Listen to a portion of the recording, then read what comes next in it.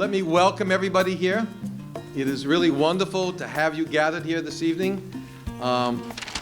This event on immigration and the challenges in Lowell has been really a wonderful event to organize. It is something that we are very happy to present to the community. My name is David Kalivas. I am a professor of history at Middlesex, as well as the director of the Commonwealth Honors Program, and I will be your moderator for this evening, and I will also help introduce the event itself, which of course I'm doing right now. But the first thing that I want to do is I want to thank the organizations that have been involved with really helping us make this event a reality, as well as the funding organizations that have financially helped make this event a reality. So you can have all the ideas you want sometimes, but then you also need some money to make those ideas work.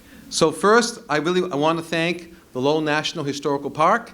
They have been a wonderful partner, so thank you very much. The Cambodian Mutual Assistance Association and the Coalition for a Better Acre, and our partners at the University of Massachusetts Lowell, and of course, Middlesex Community College. This is really a great opportunity to bring all of these organizations together to begin not just to have one event, but to begin having public forums in the community often. So we look forward to more of these. Now, I love the audience. It's a good audience. So I just want to say that we are also very pleased and thankful to have really the generous support for funding for this event from the Association of American Colleges and Universities, the Democracy Commitment, and the National Endowment for the Humanities. So we really thank them all. At this time, I would like to introduce the president of Middlesex Community College, Dr. James Mabry, who is going to offer a welcome.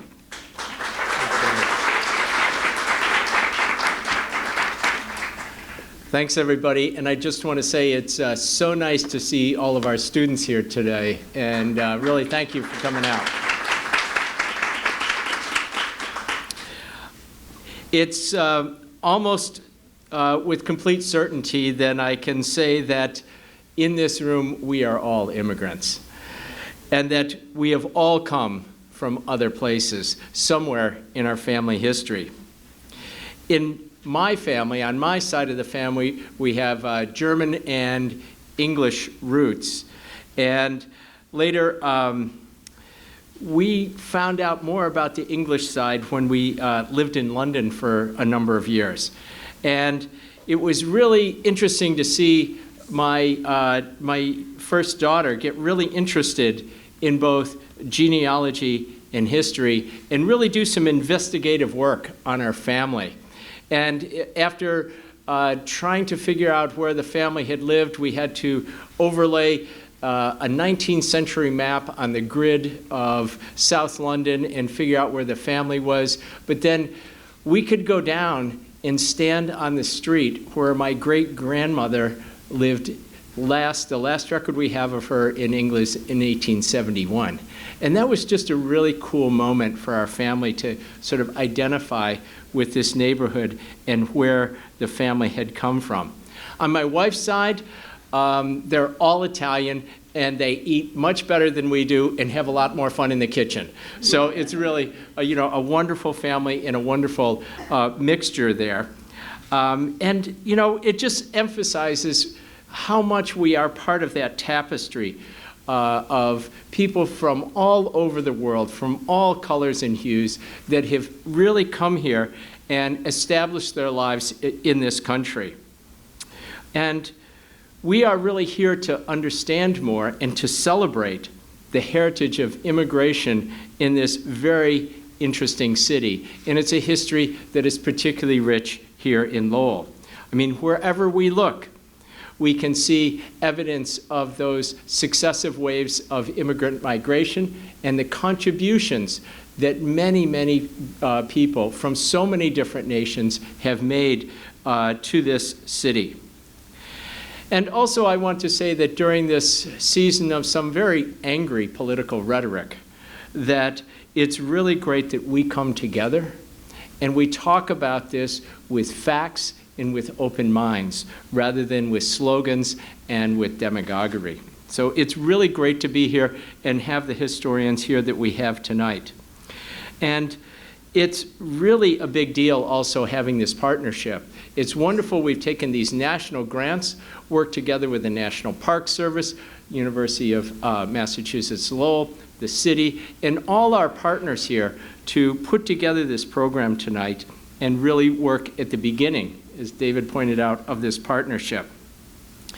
So to close, I'm just going to confess that I cannot stay for the event as much as I'd like to.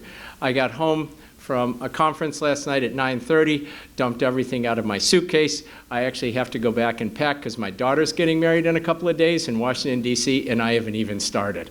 So as much as this is right in my territory, as somebody with a PhD in history would love to stay for this, I really have to cut the cord and go get ready for a big family event.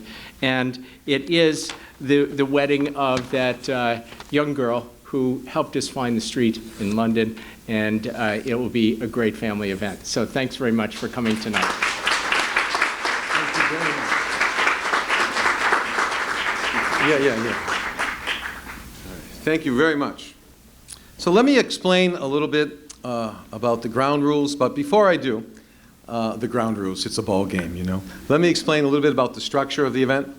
And, but before I do, I also want to take this opportunity to thank a few more people. So let me thank Matthew Olson, who's our Dean for Humanities and Social Sciences, for helping us orchestrate this event. Deb Bodker, who is our Assistant Dean for Social Sciences. Sherry Dunk, who works in student support and services for our community programs.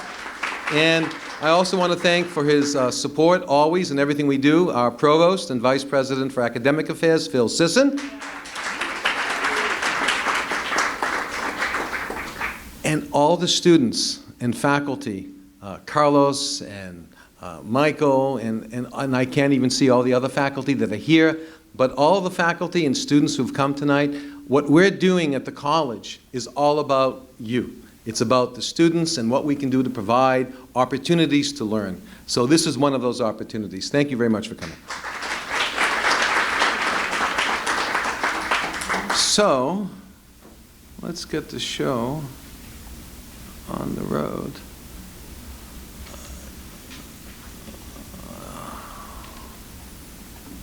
So what we're going to do, and sometimes, oh, we're not supposed to move around. I forgot. I forgot it's not class. We're recording the event. Yes, I forgot. Oh well. You know, put a mic in my hand and a podium, and I'm just taking off. So what we're going to do tonight is I'll offer an overview, a little context, and then I'll invite Dr. Christoph Strobel to come on up and offer a historical and contemporary context for immigration and its challenges.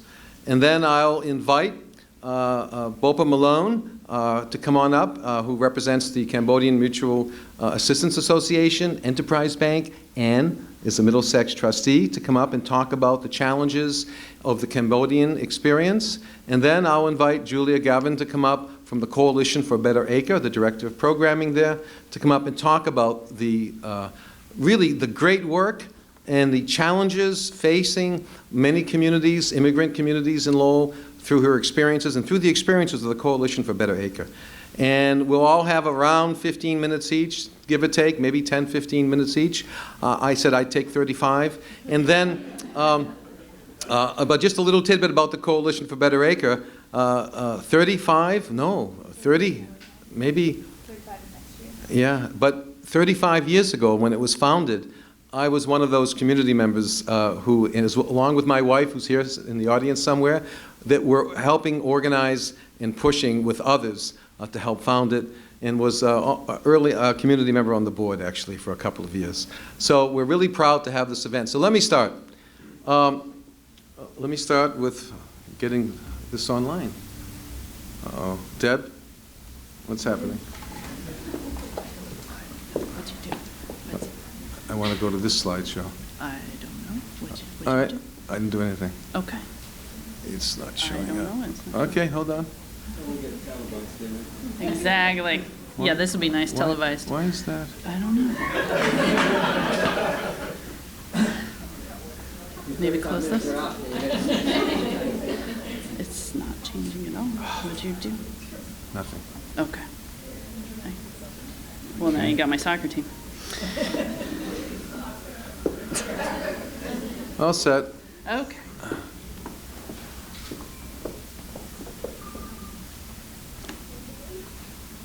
Okay. A little bit of a technical glitch, but we'll get over it, I guess, right? Okay, so let's begin. For some reason, the screen's not cooperating completely, but you know, it's one of those things. You can see it clear enough, I believe. So let's begin with Lowell. That's where we are. When we think about immigration, and it's really important for us to understand, obviously, that, as President Mayberry said, we're all immigrants. And we forget that sometimes, that one of the constants in human history is that people are always moving around. From the very beginnings of time, frankly. Whenever humans came on board, if you would, onto the planet, they have always moved around. Civilizations have always thrived in one way or another because of the interactions of people. Civilizations have never thrived when they've walled themselves up in some way or another, frankly. And there are so many examples of that. Lowell is an interesting example. So when we think of Lowell, one of the things that we think of course, and we often forget, is the waterfalls. The waterfalls, that is the prime reason that this area was attractive. It was attractive and appealing to the Native Americans who came here.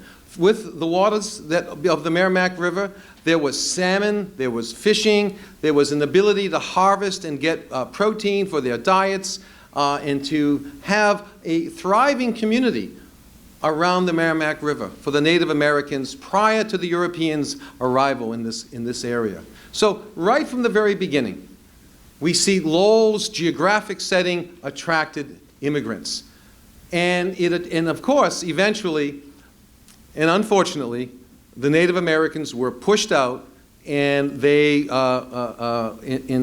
through both treaty, through complications and violations of treaty, through war, through slavery, and through a process of being overwhelmed by the new arrivals, they were pushed out.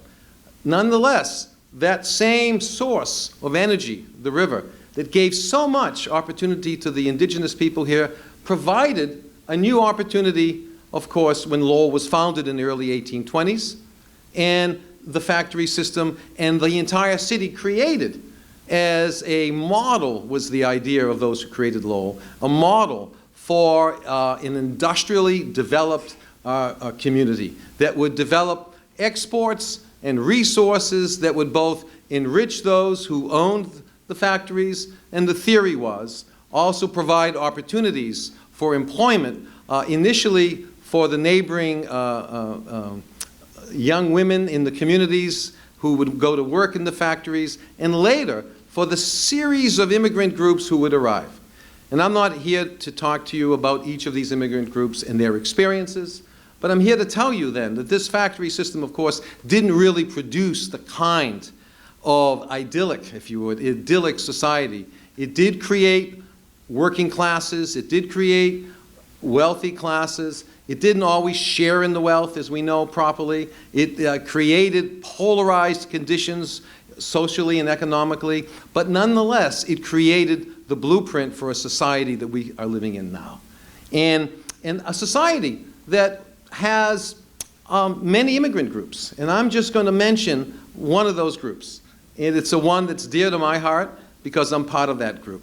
The Greeks arrived here beginning in the 1890s, early 20th century, and between roughly the early 20th century into the 1930s and 40s, and then began to change a bit in the 50s and 60s. But you would see in the Acre section of Lowell a thriving Greek community. And if you went down this street, Market Street as it's called, all the way up, you'd see stores like this. And you can see some of the Greek lettering right there. This one happens to be the first market of the Demoulas family.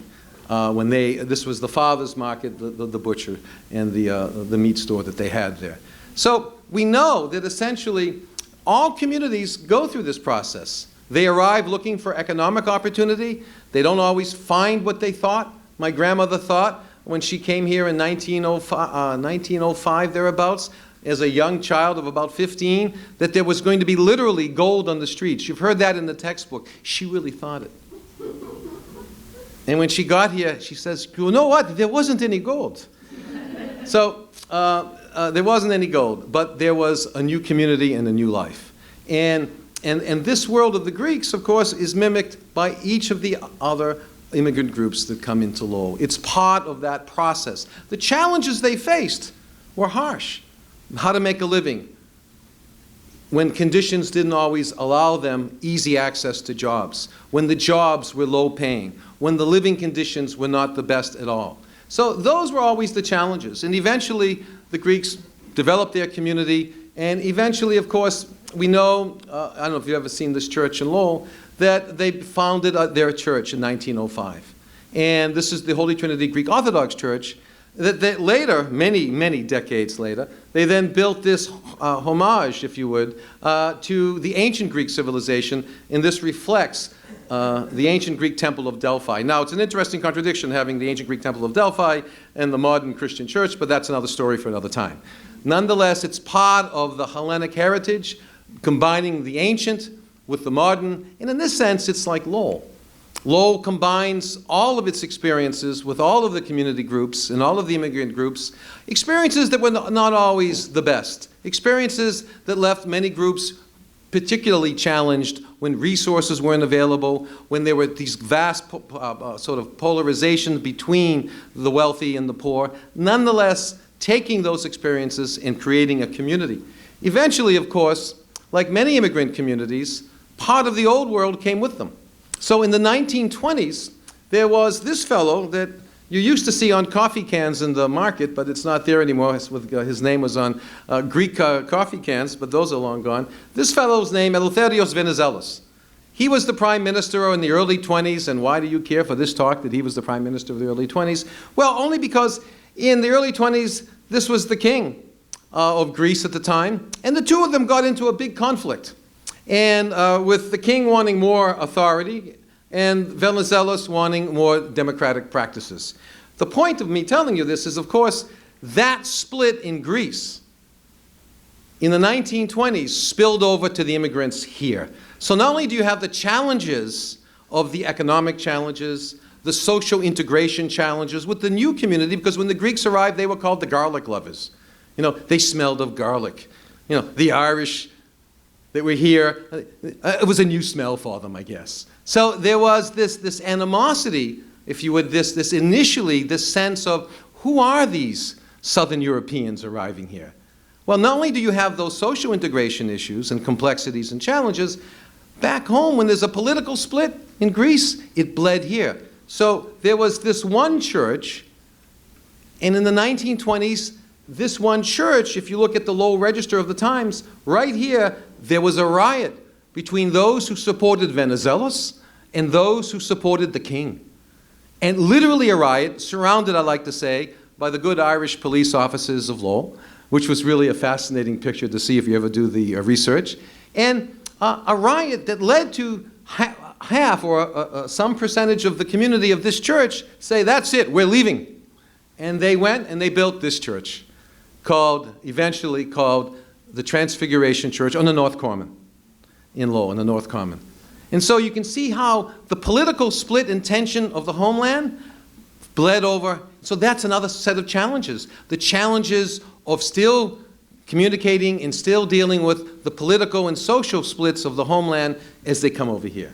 Eventually, of course, they come together as a community. This is the outside of City Hall, where it essentially is dedicated to the early Greek immigrants by their grateful progeny.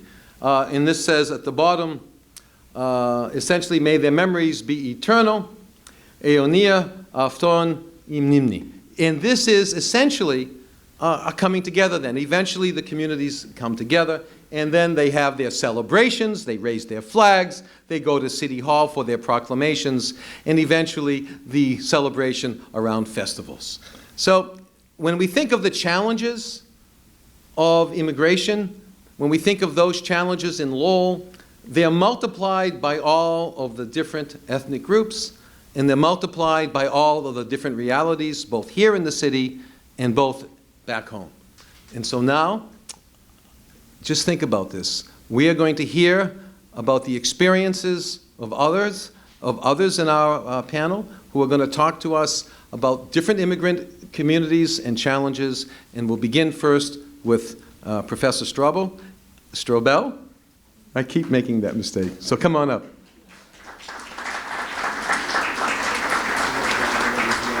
Sure. Is that okay? Yes. So I can pull a Marco Rubio. Yeah. Okay, let me get your slides.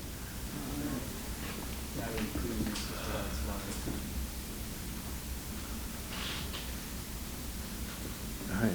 Do I need to click or can I just Click. push buttons? Click. Can I push buttons? Nope. Nope. Right there. All right. And so the hardest thing for me is I have to follow David yet once again this year, which is always a tough act to follow. And I have to stay glued to this podium. That was hard for me too. I pace around like a maniac. I just cannot sit still. So if you see me holding on here like that, that's why. Thank you, David, for having me, and thank you for Middlesex, the Park Service, to host this. Thank you for all the students to come out. Thanks for your professors to, I guess, force you to come. I will make this particularly boring for you. This is night school. Well, I have done 2 studies with my colleague, Professor Ferrand, on immigration in Lowell. So that's 2 books, and then I have done another book on recent immigration history. So I want to have people close the doors and now read verbatimly 3 books for the next 5 days to you. So I guess my shtick here today is to be the least important person in the crowd. I am a history professor. I don't matter. Bopha and Julia will do the much more important work, and they are doing the much more important work, so bear with me. So I will just talk about some of the issues that go along with the theme of tonight's conversation, and that is community and challenges. And so I want to underscore some of the challenges that David has already talked about. And here we go, ready for nap. First off, boring numbers, but this is the foreign population in the United States. So we're dealing with a tremendously large population, according to some, about roughly 10 to 12% of the population. This is often portrayed as something unique, really not. Russia is about in the same boat. Germany might be larger at this point, percentage-wise speaking. Greece, with the Syrian refugee crisis, has a major influx of refugees. Turkey, and then you look at countries like Lebanon or certain war zones in Africa or neighboring states where the refugee population is often sometimes 20%. So while there is often political moaning about immigration, and well, I figured this is my only chance to, when the president of Middlesex was talking about the political demagoguery, I wonder who he was thinking about. Just saying. This is a great shot. So immigration in the US, the 400-pound gorilla. I'm sure I'm going to get sued for that. All right, let's look at Lowell. In 2000, 22.1% of the population were foreign-born. The fact that people often don't talk about is how immigration has really helped to stabilize the population, both in Lowell. We've been actually a community in the Northeast that has seen growth rather than decline, and also how Massachusetts population loss from 2000 to 2010 and sort of slight population increase in the last couple of years has really been in large part due to immigration. So again, thinking of immigration as a challenge, I guess my part of my sermon today is also to think of immigration as an opportunity, and even more so. There's a couple of official numbers just here for your interest. There's also unofficial numbers, which are much higher in the context of Southeast Asians. Some estimate 20 to 25,000. The same with the Portuguese speakers. They vary widely. But anyway, so these are just certain numbers. And then in recent years, a lot of Burmese, Middle Eastern, and Congolese refugees that have made a home in Lowell, which is sort of the traditional American gateway city. And when scholars talk about gateway cities, it's basically immigrant communities that, as Professor Kalivas pointed out, have always had a stream of immigration coming in, and that history kind of continues, even though the factories that used to employ the immigrants are now museums, employing historians, I guess. Although not too many historians working for the park. We got to do something about that. So, migration and challenges. Here are just a few things that I want you to take away as food for thought tonight.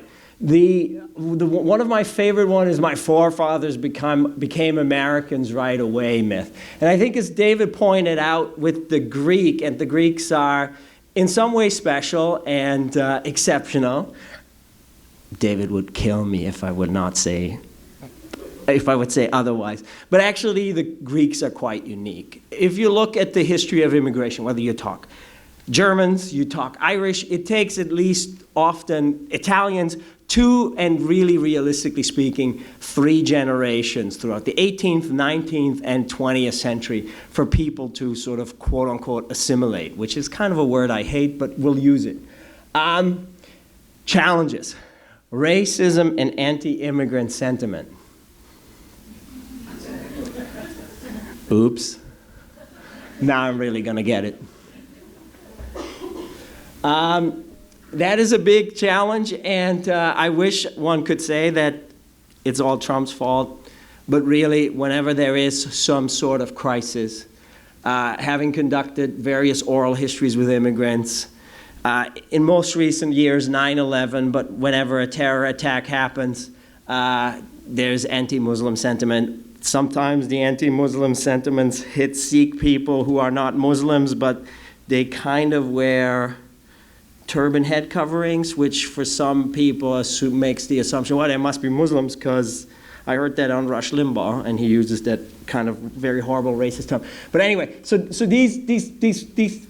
the Iran-Contra crisis, these can lead to sometimes violence act and as well as anti-immigrant sentiments. The issue of raids and detention, families being separated because of quote-unquote legality statuses, or sometimes people that are legally in this country but they're on an immigrant visa. If they get arrested, they get deported. Families getting separated. These are some heart-wrenching stories that happen in Lowell and all over the country. The issue of language and culture. Well, they need to speak English, right? Well, really, they don't. It's good if they speak English, but what's wrong with speaking English and Spanish? Wealthy suburbs around Boston start language programs earlier and earlier. I wonder why. Maybe there's opportunities in knowing foreign languages. And for you undergrad students, one of the best things you can do, no matter what career you pursue, is know at least 1 or 2 foreign languages. So go study. So this English-only notion is only, of course, English only for certain groups of people. The issue of politics and participation, often it's like, immigrants need to be more engaged. Yes, but it's also that mainstream society and political organizations don't necessarily want immigrants to be politically engaged, and there's plenty of barriers to block this. And there's certainly an interesting history of that in Lowell, and it's a very interesting topic, and I'm running out of time, so I want to keep this short. And then the economic challenges, making a living. But also, we tend to think of immigrants as poor people coming in, they're taking our jobs, right? Actually, when you look at, which I have done, a lot of tech companies, Google, et cetera, et cetera, et cetera. There's a lot of immigrants that have been creators for these companies. Just like immigrants create businesses in Lowell, they also create massive high-tech firms that employ people. And that's an important issue to make, too, that there's really tremendous diversity. And I'm not sure if immigrants are actually taking people's jobs, but that's a debate for another day. And maybe something we can explore in discussion. So what I want us to think about is, as I'm like getting just a little north of 10 minutes, is immigration and community. And rather than think about it as a challenge, I want us to think about it as something that we should celebrate, and celebrate diversity. And I think what makes Lowell a great place is the diversity, and is the coming of what I call the new Lowellians. Awesome restaurants. I don't know how much Lowell's cityscape would look differently if it wasn't for so many immigrant businesses that are enriching our community. And quite frankly, very good food. Lowell is one of the best places to eat in Massachusetts. Trust me. Organizations and associations. We're hearing from 2 representatives of them today. Cool stuff. This is Kamola, the Cameroonian cultural organization, which is very active in the African community, but it's one of many, many, many, many, and I just picked randomly Pylon Square to represent the Cambodians. Now we're doing the Africans. Here are the Indians, religious institutions, and the diversity that we're having, which is also very much enhancing the cityscape. And we have 2 very prominent Swaminarayan temples right in town. So I think that we need to also think of immigration not only as a challenge, but to celebrate that diversity and actually look at it as an opportunity and really as a gift. So that's where I'm going to end my little history sermon. Thanks.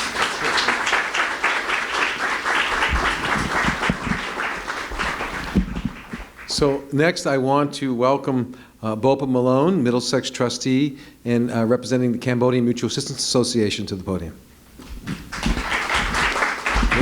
Thank you, Bopha. You all set? Yes. There we go. Thank you. Good evening, everyone. Thank you so much, Dr. Kalivas, for inviting me here to be a part of this important discussion. And thank you, all of you, for being here and being open-minded to listen and learn. It's an honor for me as well to be here to listen and learn and also share with you my journey here and the journeys of a lot of my fellow Cambodians that have arrived here since the 70s, 80s, and even the 90s. So a little bit about myself. I was born in 1980. I was born right after the Khmer Rouge regime, and for those of you that don't know about the Khmer Rouge regime, they're a group of communist people that took over Cambodia in 1975 through 1979. And during their reigns, they basically killed over 2 million of their own people through torture, starvation, disease, exhaustion, and overwork.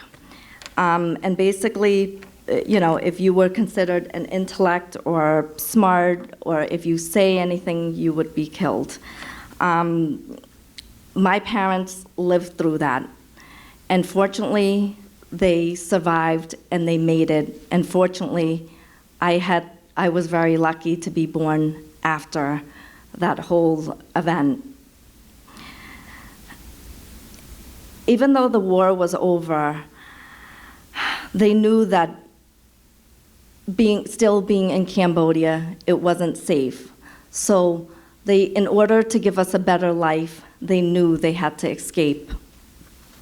So when I was 3, they made a courageous choice to sacrifice everything that they have in order to give us a better life. So my first memory as a child was being with my mother in a jungle in the dark, basically being quieted by my mom begging me not to cry so we wouldn't be caught by patrolling soldiers and murdered. After a couple of days, we did arrive to Thailand, and where we were placed in a refugee camp. Although it was better, it still wasn't safe. We go to bed most nights hearing the sounds of gunfire and bombings. We go to bed listening to our parents talk about their escape plan of which child they would take and where they would meet if we were to be separated. It became really normal for us. We had a hole beneath our house, and it was normal for us to just go there and hide when the Thai soldiers came raiding. We lived like this for 5 to 6 years, every day, hoping and praying that we would have the opportunity to come to the US. And after 5 or 6 years, that opportunity did come. So in 1989, we came to the US. It was a blessing, but the adjustment wasn't easy. We first settled in Harrisburg, Pennsylvania, where we were the only one of the 2 families that were Cambodians. We didn't know any English. I didn't know, I was 9, at that time I was 9. The only English that I knew were yes and no. I started 2nd grade. I looked very different. I knew I was being made fun of, but I didn't understand, and I didn't know how to respond to that. Luckily, I had a lot of caring teachers that took the time to help me overcome that, and they took the time to teach me English. And they would even come to our house to teach us about the American traditions of what Thanksgiving and Christmas were all about. So as a result, my brother and I adapted to the American culture very quickly. It was very tough for my parents, though. They couldn't find any jobs to support us, but luckily they were able to connect with some friends here in Massachusetts that told them there were jobs, factory jobs in New York. So my father would actually travel to New York for a couple of weeks, work, went back home during the weekend to support us, and then come back. And then we did this for a year, and after a year, we later resettled in Lynn. Even though my parents found jobs in Lynn, the neighborhood that we grew up in was very tough. Basically, my parents worked all the time in order to make ends meet, and we were left alone a lot without really anyone to talk to us or guide us. And as I mentioned, because we adapted to the American culture so quick, we lost our language, and the communication between us and our parents became more difficult. Because at that point I didn't understand that my parents were still living in fear, and they wanted a better life for us, and they love us, and they wanted us to be successful, I took their strictness as being unfair, and they didn't know anything about me, and they didn't care about me because they were never there. And as a result, I felt very alone, intimidated, and depressed. So I'm going to leave, at this point, I'm going to pause about my personal story and then talk about a lot of the Cambodians that came here during the 70s, 80s, and 90s who entered the US the same way I did. I know we talk a lot about immigrants, but I just want to highlight the fact that for Cambodians, we didn't just come here for economic opportunities. We were actually refugees who was very lucky to escape a war-torn country and was lucky to survive. So as Dr. Kalivas had mentioned earlier, and Dr. Strobel as well, about how Lowell has had earlier experience with immigrants community, with the immigrants in terms of, obviously Lowell is a city that has became home to the mill girls and other immigrants with its melting pot of ethnicities and cultures. Resettlement programs and services were set up on the state level to transition individuals and families to Lowell. And at that point, CMAA, which is the organization that I'm a part of, the Cambodian Mutual Assistance Association, were set up to help acclimate Cambodians into the American life. When Cambodians first came to Lowell, I think the experience was chaotic. There was a lot of confusion, and there was a lot of culture clash from a lot of people that I've talked to. And this is understandable, it's very understandable to me, because I feel that, imagine going through all that atrocity and being thrust into the middle of nowhere, not knowing the language, the culture, but also in looking at from the other lens. Imagine these new people that just came in, who's not even looking at your eyes when they're talking to you, or they're not even talking to you, or when you're inviting them to something, they don't want to say anything because, and not knowing that the reason why they don't want to share is because they were killed from their country when they had family and they witnessed all of this. So not really understanding each other, it's understandable that there was a clash. And also, because Cambodians didn't, due to the lack of resources and knowledge and not understanding their rights, there were a lot of, they were living in dangerous, substandard dwellings. People were taking advantage of them. And I know that I know Julia is going to touch upon the Coalition for a Better Acre, and I know that Coalition for a Better Acre started before us, and they had experience with advocating for the Hispanic. So before the CMAA, Coalition for a Better Acre actually took the time to advocate for us and educate us and helped us with housing and things like that. So in terms of our challenges, I feel like we've been here for almost 40 years now. And in looking at our past and what we went through and the challenges that we had, I really feel that Cambodians have made such a huge progress. And I'm so proud of our group because, with the help of organizations like the Cambodian Mutual Assistance Association and all of the leaders that came together, Cambodians have, become, have played such a role in the city. We basically, we build temples, we own businesses, we own homes now, and you know, sure, there's still a lot of work to be done, but we're starting to have a voice.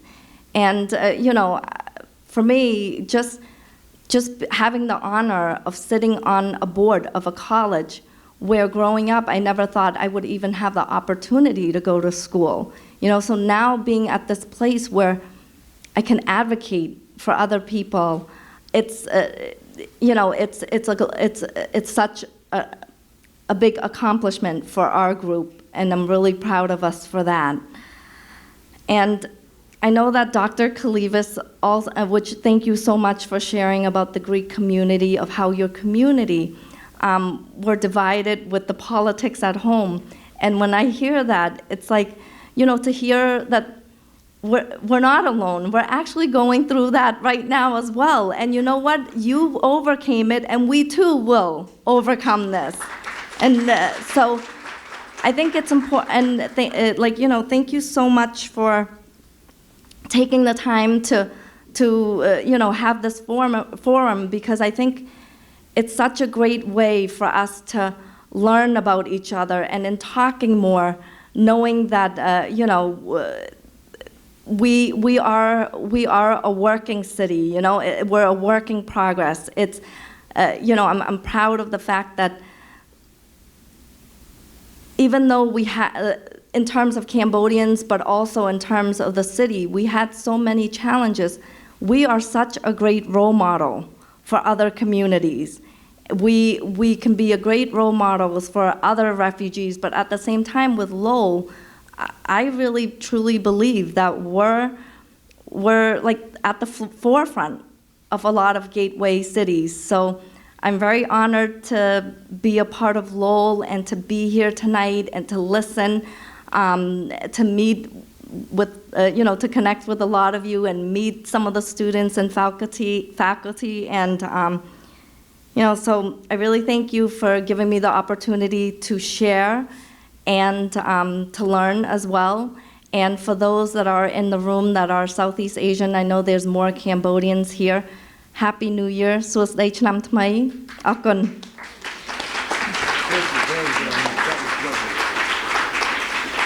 Thank you very much.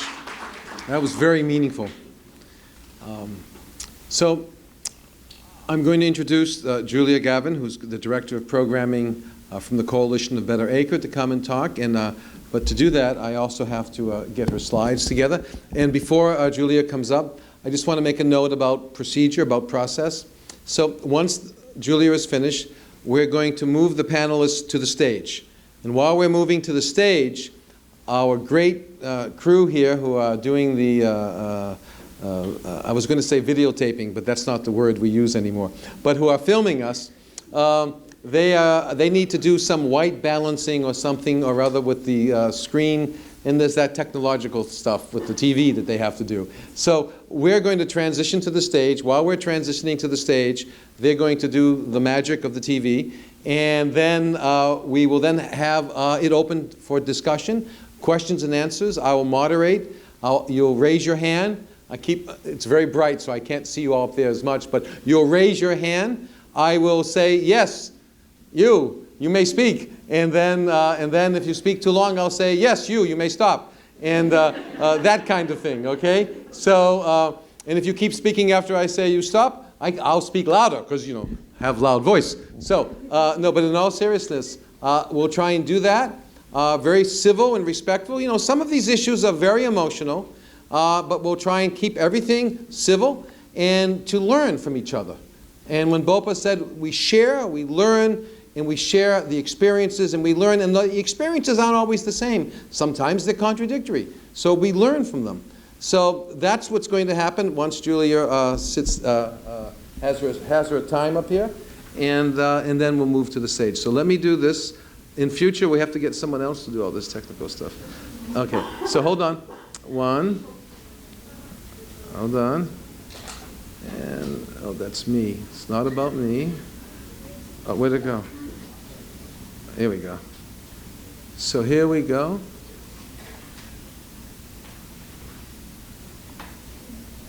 So now, without further ado, Julia, Gavin from the Coalition of Better Acre.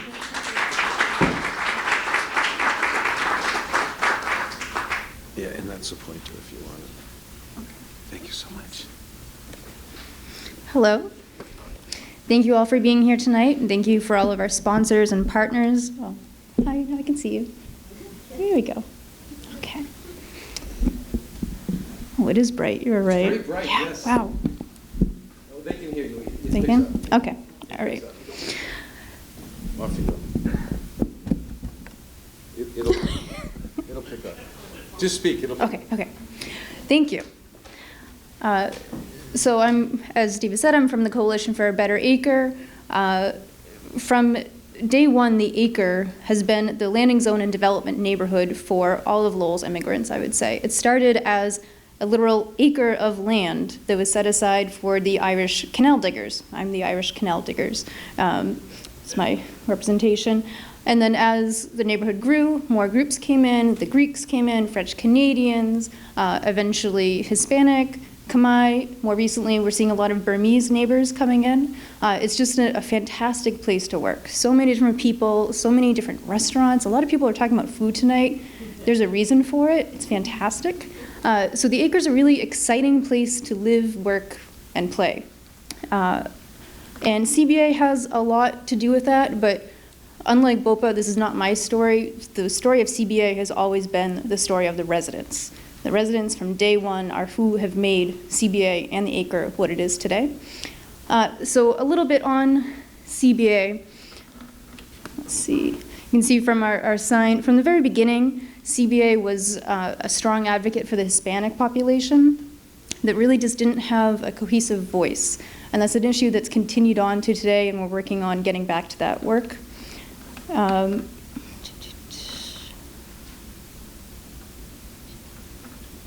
Okay. So a little bit on CBA, just so you have what we do. My notes, I'm gonna knock stuff off over, I'm sorry. So until recently, CBA has really been focused on real estate. We were talking about challenges for immigrants in Lowell. One of the major challenges is housing, specifically affordable, safe, stable housing. So that's what CBA has tried to do for the last 34 years. Recently, we've really shifted a little bit of our focus to being, to helping our residents and community members become more economically self-sufficient. So we do that through 4 major areas: real estate, financial education. We also do a lot of home preservation, specifically during the mortgage crisis, developing leaders and organizing campaigns, and then connecting community members together. But in the beginning, it was all about housing. So this is our first community input session, I would say, which is still CBA's favorite pastime. Our parties are community input sessions. They're fantastic. So in the beginning, urban renewal happened, and the city in the early 80s was trying to figure out what to do with the blighted Acre neighborhood. And their decision was to take this neighborhood that was many different types of people living together, predominantly low-income families, lots of churches, religious institutions, small businesses. They wanted to take one section of it, the Acre Triangle, knock it down, and put market rate housing. That would surely do a lot of good work and stabilize the community, is what their idea was. The neighbors caught wind of this early on, fortunately, and got together and said, hey, that's not what we want to happen. We've been living here a long time. This is our neighborhood. Maybe we have an idea of how to stabilize the neighborhood. So they got together. They did a very intense planning study of the Acre Triangle, and they came up with an alternative solution, which was to build infill housing for low-income families in the abandoned properties, in the abandoned lots, renovate or tear down abandoned housing that was no longer safe for people, and build them up as that safe, affordable housing that CBA still works on. And the city actually went for it. Their plan was so solid that the city said, yes, okay, you can be the primary developer in the Acre. And over the course of 6 years, they did it. They became incorporated as the Coalition for a Better Acre. And this is just a few of our numbers. That first 6 years, 38 homes, home ownership for 26 low-income families, And then rentals for 37, 60 units affordable housing. It was really, Yes, it you have was. a better idea of this.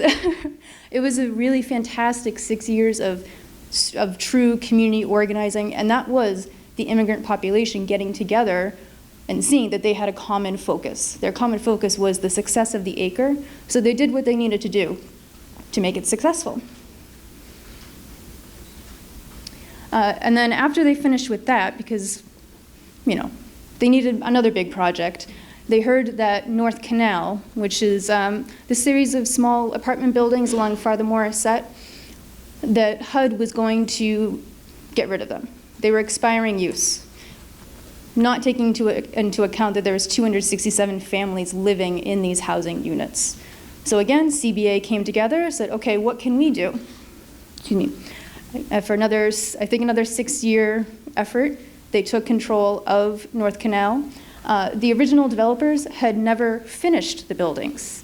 You can't really see from here, but it was just cement block outdoors. So how would you feel going home every day to a place that was called Flintstone City because it looked like it was just made out of rocks? And that's not that stable housing that makes you feel good about your situation, that makes you want to better your lives. Because if you're not being treated well by your community, there's not a lot of confidence to keep pushing for further. So when CBA took control of the buildings, they made them look a little bit better. They finished the housing as what they was supposed to look like initially, and now we have 267 units of pretty happy people living in a very nice community. And CBA does a lot of work specifically with these residents on those 4 areas I talked about: financial, youth development, and workforce development. It's a nice place to work. This is the area that I work in now. And I just love this picture of this little girl. Again, it was the residents coming together, looking past any differences and seeing what they needed to do. And now I would say, I think 60% of North Canal are Hispanic and 40% primarily Spanish speaking.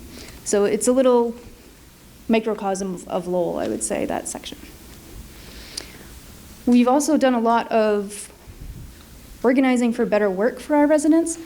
The left hand was a picture of a workforce development program that we did with the Environmental Protection Agency that led to, I think, 40 people getting very good jobs in, I think it was chemical treatment.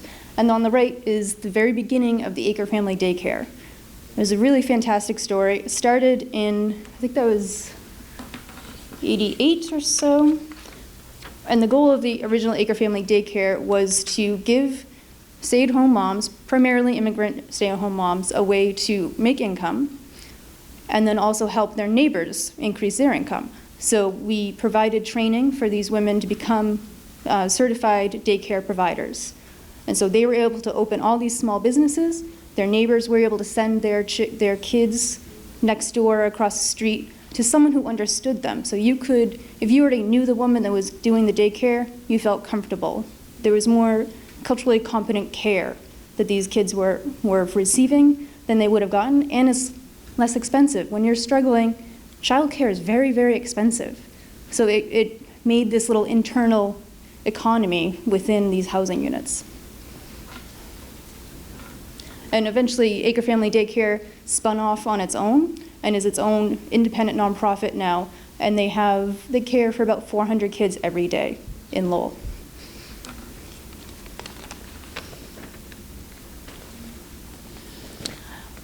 We've always been really big on community activism. Once the fights with the city about the housing had calmed down, we needed something else to do.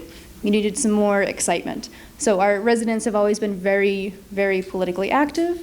I think one of our community activists might be up on the balcony that's in this left-hand photo about getting money out of local politics. And on the right was when the cable company was going to do away with Spanish language programming, which I can't imagine them even trying to do that these days. But in early 90s, they were saying, we don't need to do that. And they thought they could just get it past everyone. Again, CVA and all of our members came together and said, no, we really need that. And they organized a boycott. The cable company stepped down, and they left the programming as it was. Yeah, thank you. Around 92, we also organized against a slumlord that was very active in the Acre. She had dozens of units that she was getting Section 8 vouchers for. So she was getting paid, but the people that were living in the units were in horrible conditions. So they came together again, worked with CBA to have a full voice. They went against this landlord. She lost all of her privileges, and she eventually went to jail. Oh, yeah, thanks. Takes a little while to sink in. We send someone to jail. Oops, yeah.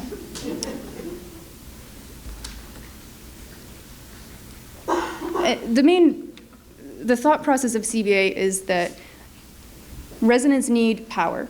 And when they have power and they have a voice, they'll use that voice. So if we can help people get together, look past any differences, and work towards a common goal, really fantastic things happen. These are some pictures from early on Acre cleanups. I love this picture of this little tiny kid.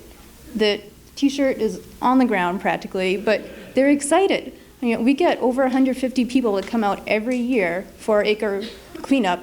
It's in 35th year now, and it's something we're already getting questions about. When is the cleanup happening? Because people are really excited about taking care of their neighborhood. It's a big cookout, we have dances. It's a really fantastic time for all these people from very different backgrounds to come together to celebrate where they live and take care of it.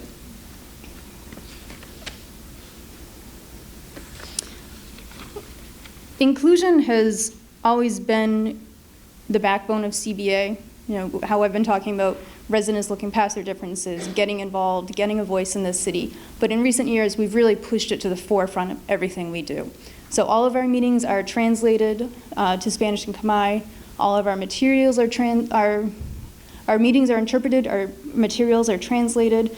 Our meetings are fantastic because it's getting in 3 different languages.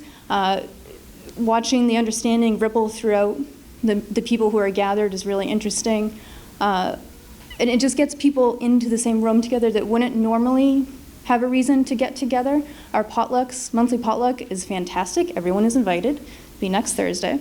Everyone comes together again and celebrates their cultures. So they bring different types of food, they bring different types of drinks. We have health topics, people talk about their own cultural backgrounds. It's a party that celebrates the Acre as it is and how people still want to see it be a multicultural neighborhood in the future. And now with inclusion work, we're also advocating for more organizations and the city to do more inclusive work. So we're working with organizations, setting up them with interpreters for their meetings, helping them translate, doing more outreach into diverse communities, because it's the same people you see at a lot of these neighborhood activist events.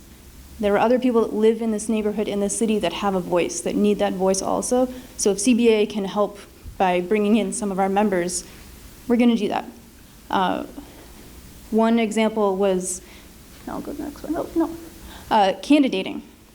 So last year's city council and school committee elections, we had a little speed dating event for our residents and for all of the candidates at the senior center.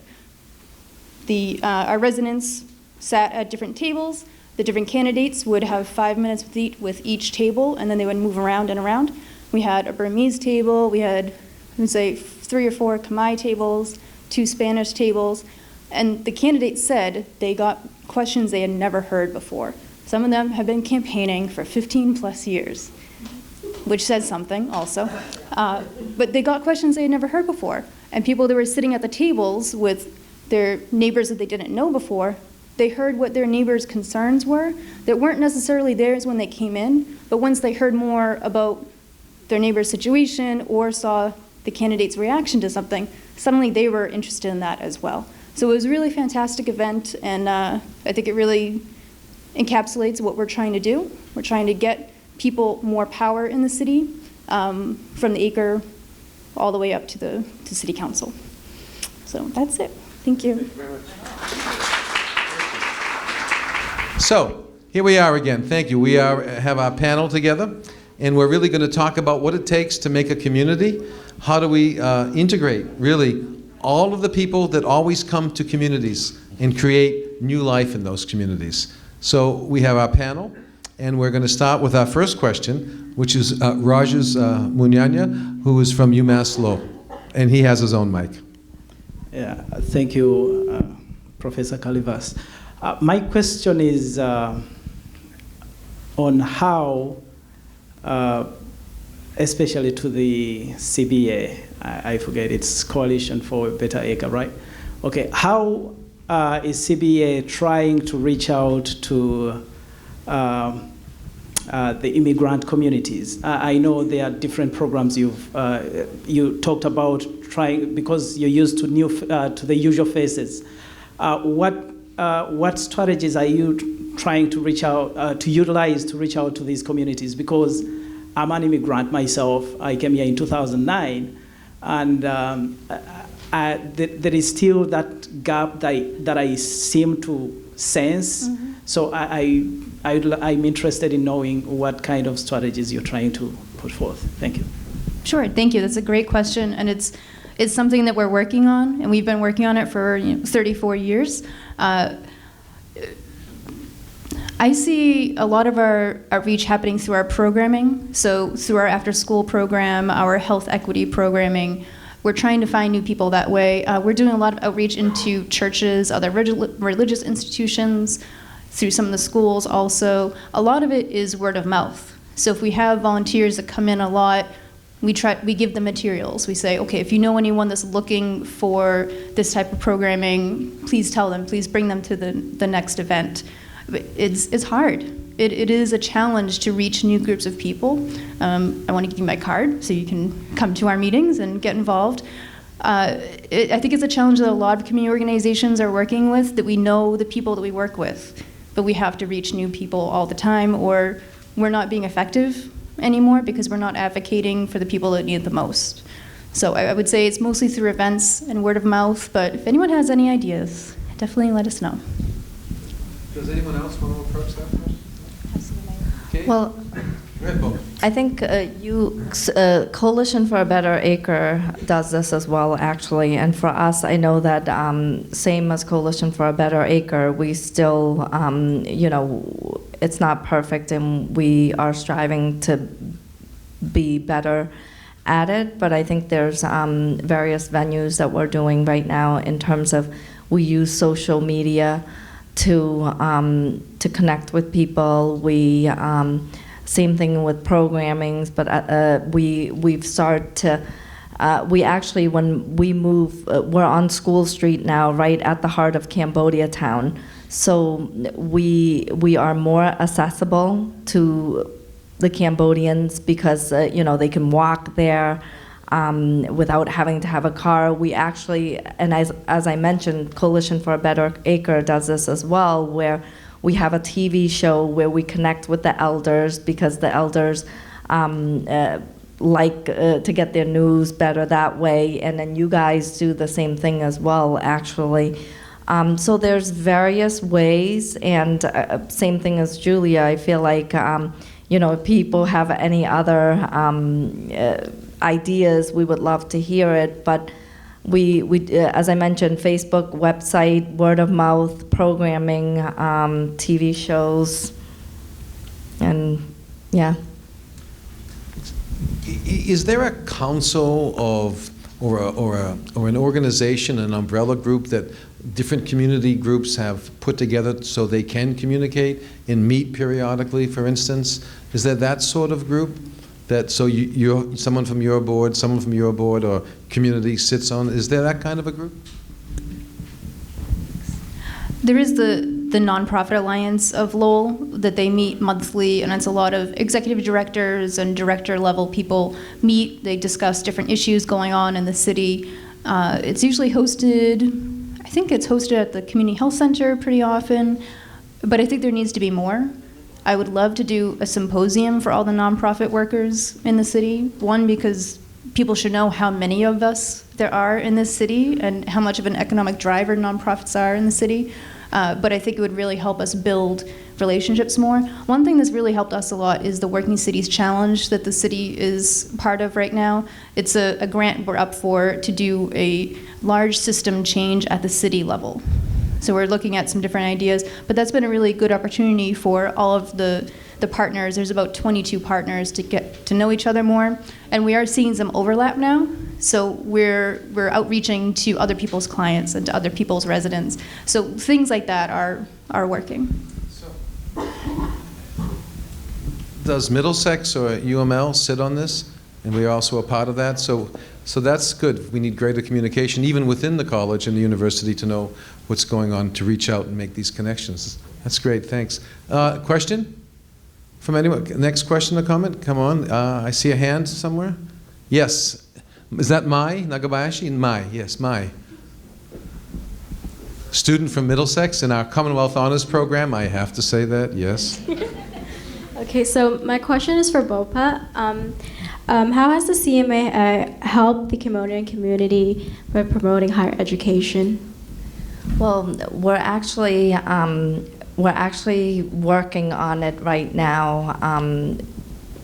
Basically, CMA, when we first started 30 years ago, was more to get people acclimated, and as now we've become more acclimated, time has changed, and we actually, a couple of years ago, started a young professional program where because we just started it, we enlisted through the school of high potential kids that we can mentor, and and I think from my own personal experience, I know that I'm a hard worker and I want to be successful, but at the same time, not having the resources or not knowing who to turn to could be very, very.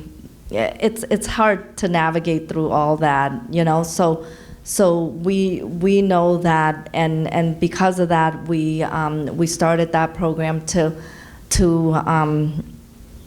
reach out to kids more and to support kids more, and at this point, still trying to advocate for them, and as I mentioned, even just being a part of the college and sharing information of what Cambodians and Southeast Asian kids or other immigrants go through that experience, to be able to say, when making these decisions, it's not just the kids, it's like the family. How do we educate family about information? So we, those are some of the things that we're doing right now. And yeah, so I think hopefully it'll start at a younger level, that we wouldn't be starting at like a more of a higher level, but getting that information to kids and instilling in them that they can achieve this, they can do this, and we will support them, and then giving them information of going to high school, then going to college, and kind of helping them with a plan and a roadmap, Anyone else want to address that? Oh, I think it answered it nicely. Any other? Yes, we have plenty of time. Yes, I see one here and then two back there. And did anyone have a hand up there? Okay, next time someone will have a hand up there, right? Yeah, get some questions up there too, of course. So here we go. Yes. Thank you very much. I find this forum very, very informative, and information is a tool. And I can relate very well with your experience being an immigrant and having moved from my comfort area, my home, to the US to start a new life. I can relate very well. And from the presentation we had, the anger that goes around and pointing to the immigrants. As a community, the community that I come from, I can understand that I come from the African descent, and most of my people will not come out when they have a problem because of the anger they raise. And they would rather deal with their own problems or just sit and wait for the problem to go away. I have seen or had so many support from other groups. I did not hear any support from the African community. the thing is, they are afraid to come out. And they are afraid to come out because of the things that go around them and they hear around them. What can we do to mobilize this community so that they can have the support that is offered and they can know that there are places they can go to when they have problems? Who wants to address? So, well, I can, yeah, no, well, yeah, well, I can say that I think that first of all, that's an excellent point. I mean, number one, how do we, if communities are afraid to become even active and to be engaged, how do we engage? What's our responsibility, both as Middlesex Community College, UMass Lowell, the CBA and the CMAA and other groups? We do have an obligation to figure out how to engage, because certainly our groups, I mean, you know, the college and university has a direct obligation to be engaging. Your groups emerge out of engagement, if you would, processes. So, I mean, I don't have an easy answer. I think I have a suggestion that maybe this is our first, this is our first partnership up here in this way. And I think that the college and all of us need to figure out better ways to engage.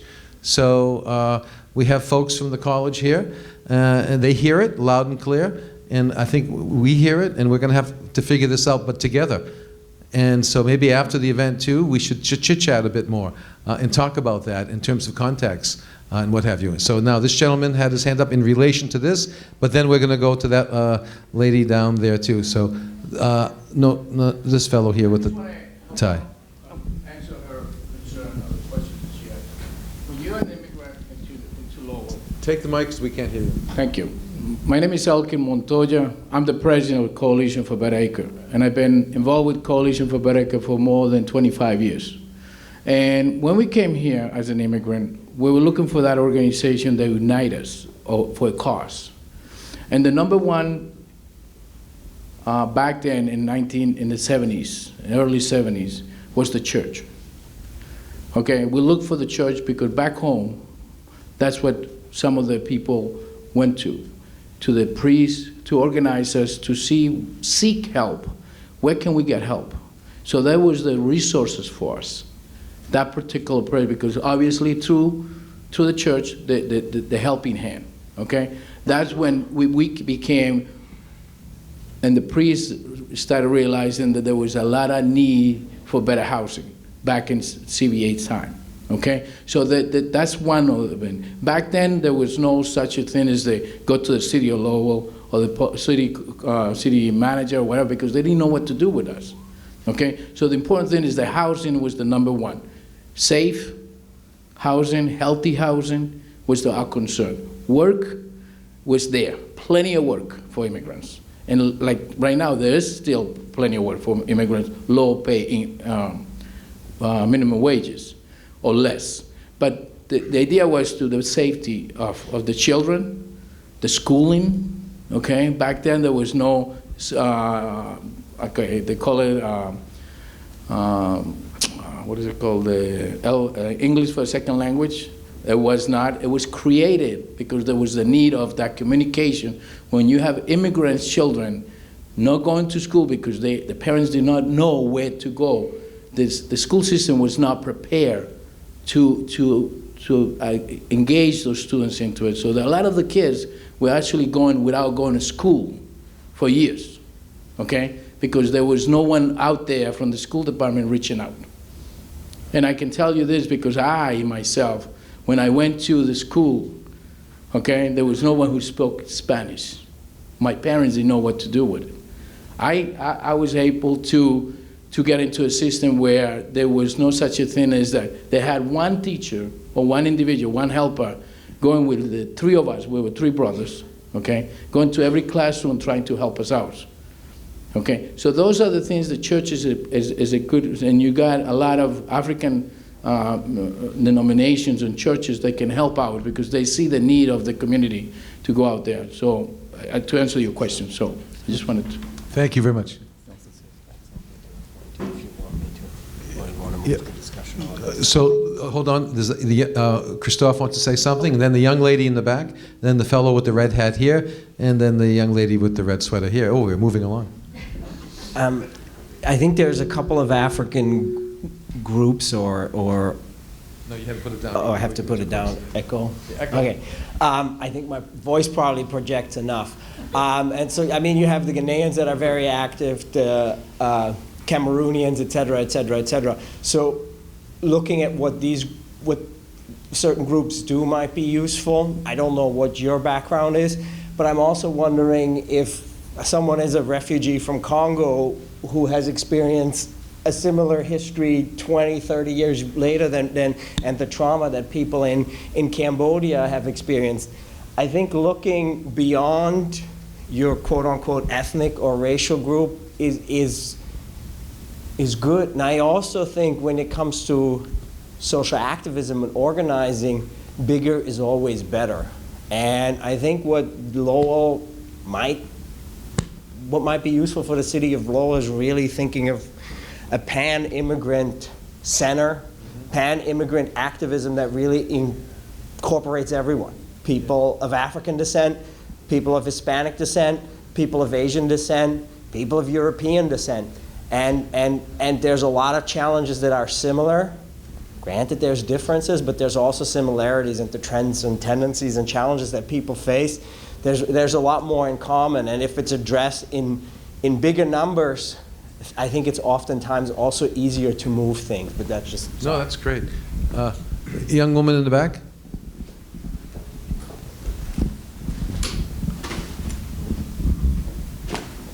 Oh, hello. My name is Regina Santos, and I work for MAPS, the Massachusetts Alliance of Portuguese Speakers in Lowell. And just so everybody knows, it's more a comment and also a question. We are doing citizenship applications. We're filling out the forms for free. So the services is free. Actually, I'm the one that does that. And even though you have to pay the immigration fee, but we do it for free. It doesn't matter, you don't have to speak Portuguese. So any languages are very welcome. And usually we work with the library to promote that service. So anybody that you know that wants to apply for citizenship, if they already have their green card, send them to MAPS. They have to make an appointment, but sometimes attorneys, they charge $300, $400. We do it for free. But my main thing is, I'm originally from Brazil, so again, I'm an immigrant. And talking about challenges with immigration that I see within the Brazilian community, Portuguese community, has a lot to do with the illegality. So immigrants, they're working here for a long time and living without documents. When I went to college, I have an international relations background.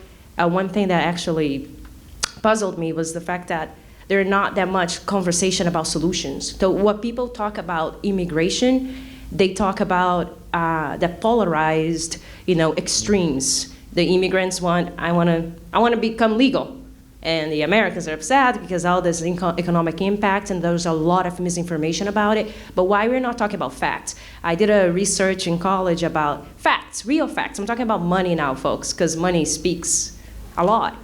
So what would be the economic impact in our local community like Lowell, or even in the entire country, of legalizing people? How come I don't hear that on the radio? So what's going on that people are not talking about numbers? If people would know numbers, the economic impact, the positive economic impact that could actually be in the country, you can actually perhaps start like the first steps towards out of recession. And I say this because I did research with numbers. So my question or my comment is, do you know why we are not talking about numbers? Because we have a lot of smart people here. We have a lot of people that go to school. How come we're not getting together as a community instead of like, that's great to get to know about Brazilians and Cambodians and Portuguese and Greeks. That's great. I think we've done a great job in that. But how about moving forward? How about doing something that can prove to people that both sides can win with numbers? It's a big challenge, but I don't think it's an impossible challenge. Getting together, putting numbers. For example, did you know that people that when they become citizens, they usually increase their income by 5%. 5% increases tax revenue for the city. And it's always has been proven as well that, again, those are numbers given by the US CIS, so the Immigration Department Homeland and Security of the United States, that when people become citizens, because they do usually earn and they have more opportunities, increasing tax revenue, they also reduce the amount of support they get from the government. So those things are not being talked about. You know, that even illegal immigrants, there is an average of 2/3 of illegal immigrants actually pay taxes, folks, believe it or not.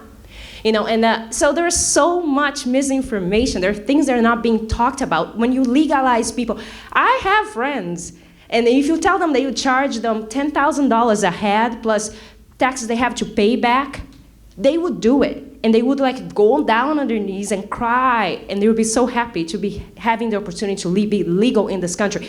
A lot of immigrants don't want a free ride. Again, a big misinformation.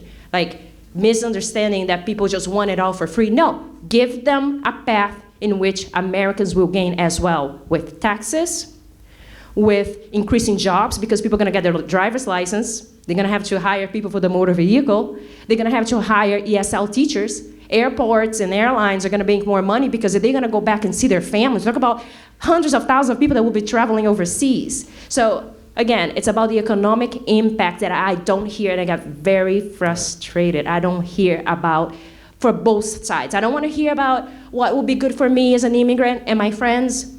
I want to hear what will be good for America as well, because I love this country, and I want to make sure Americans can also win from legalizing people. How is this money, the revenue from legalizing immigrants, is going to help you and you and you American citizens that were born here? And the community as a whole? Maybe we can get all this money we're gonna get from the illegal immigrants and invest in houses, people that are going bankrupt. I mean, there's so much that can be done with the money. I wanna hear solutions, so I wanna hear your opinion. Like, what do you think about that? So, next time, next time, get her name. Next time, we're going to invite you to a panel too, because that's all great information. And the reality, no, I'm serious. We're going to find, the organization who you work for. Let's get your name, because we're building community partnerships. We got to get a couple of more and more names and find out how we can work together. Because one of the reasons for this public forum, having it in the community, is, for instance, to work together. And the only way we can work together is if we leave tonight and we don't find your names and your contact information, then we're not working together, and then we're failing. So let's win for the community, because you're right. Facts get in the way, don't they? And in the political debates that are going on, especially obviously at the national level, facts just get in the way. We can't have any facts. So there's no question about that. But let's see how we as a community can come together and make presentations and be involved. So let's make sure we get some names and contact information. Does anyone want to address? Because I think you addressed it beautifully. There's nothing more we can say, frankly. So we need the facts, and we need to realize that you're right. Taxation, participation in the community, all of that comes from the immigrants who then become citizens. Did you want to mention something? Yeah, I mean, also, just to add on to another point, and you made many excellent points, so also jobs aren't, like, jobs are something that are being creatively created, so it's not a zero-sum game. So the way the economy works, if someone comes up with a great idea, that creates new jobs. A lot of times, and I set that, for example, with the, a lot of companies are run by immigrants. They're run, and they're creating jobs. So it's not a zero-sum game when politicians say, well, take our jobs. That's total baloney. So yes, it's a very important part of the discussion. Just to add one more point to the many excellent points you made. So yeah, absolutely, it needs to be out in the discourse, and I hate to say it, but politics and facts, I mean, looking at the presidential debate, it's a sad state, but yes, it is. When we're talking about global warming, all those things, the facts often get in the way. So yes. No, all set. Okay, so we have the man in the red hat, Boston Red Sox hat. Yes, good evening. This is a question for the history professor. In your research, have you found any correlation between the percentage of foreign-born citizens and the unemployment rate in America? And can you also address the belief that immigrants are taking our jobs? I think that whole claim, and I think I sort of explained it there. Now, there's no correlation. Again, jobs are created. This is not like you create jobs in one sector and then all the jobs move away. It's not that. Jobs is something that are that are grown organically in the economy, and we should worry about other factors like the disappearance of manufacturing, non-emergence of new industries, a lack of funding infrastructure that would create construction jobs. I think that is much more pertinent to job creation than the coming of immigrants. So I'm trying to really answer in a short way a complex question. I hope that sort of answers your question. So I don't think there's a correlation there. There's a guy, Tom Borges, at Harvard that has made this argument, and there's many other economists and historians and anthropologists that very much disagree with that argument. But that's always a study that then opponents to immigration cite. And well, he's from Harvard, right? And I'm from UMass Lowell, so anyway. Yes, and I'm from Middlesex, so here's my point on that.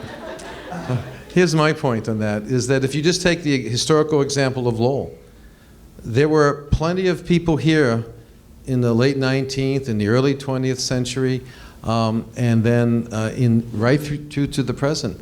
And the economy was still booming in the period leading up to World War I. But the jobs were beginning to leave. It wasn't because of the immigrants. The jobs left because the companies didn't want to pay good wages. The companies did not want to give good benefits. They all went down south, and then from the south, they went into the global marketplace where they could always exploit their labor base better.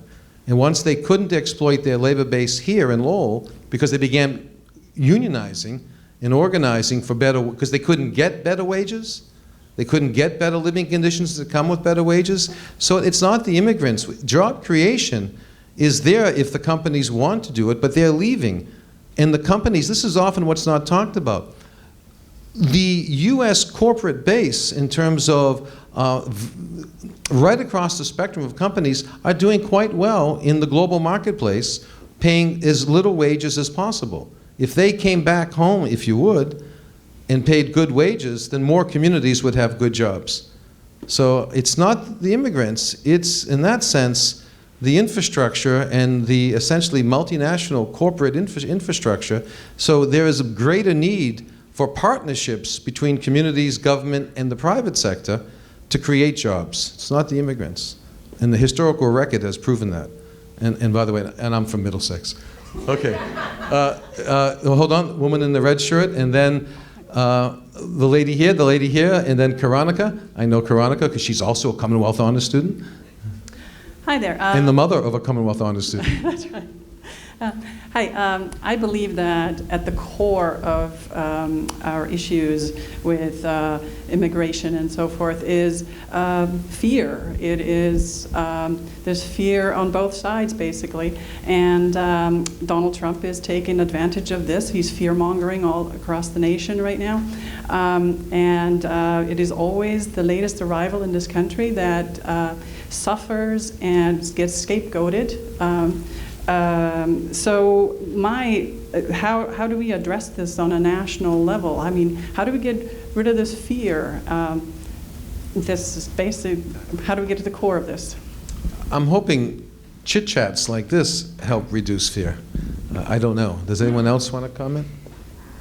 That's a tough one. So we'll take that as something we all need to think about and deal with. But I also think it connects to the commentary from the person that was speaking from MAPS, right? It's again the same kind of information, misinformation, propaganda, whatever you want to call it. And so I think those questions relate, and I wish I could answer them. Maybe then I'd work at Harvard. No, UMass Law is just fun. I'm sorry, what? Okay, so I think we have this lady here. So I believe that my generation is a huge catalyst for change in our country right now. And I would like to know how you guys are going to reach out to the students at Middlesex, UMass Lowell, any school in our community to get the students informed, because I believe that there is a lot of misinformation in colleges.